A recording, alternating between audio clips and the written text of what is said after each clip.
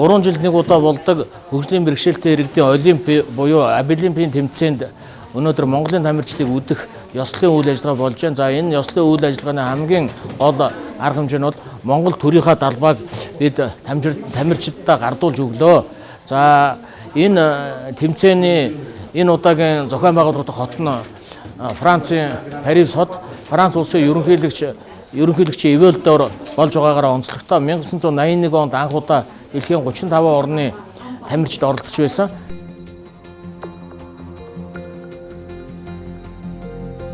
Дэлхийн 200 гаруй орноос дөнгөж 35 нь оролцож байна. Тэгэхээр энэ 30 гаруй орн дотор Монгол улсын тамирчид оролцсноо гэдэг чинь өөрөө Монгол улсынхаа нэрийг одоо дэлхийд давцанд гаргаж мандуулах энэ болцоо боломж одоо гаргаж байгаагаараа асар их ач холбогдолтой юм аа.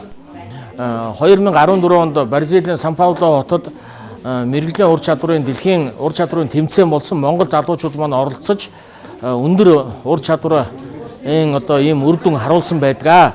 Одоо Абилимпийн энэ тэмцээнд манай залуучууд бас итгэл одоо зориг их өндөр байна. Залуучууд маань их цоглог, хямрлаг, золбоотой сайн харагдаж.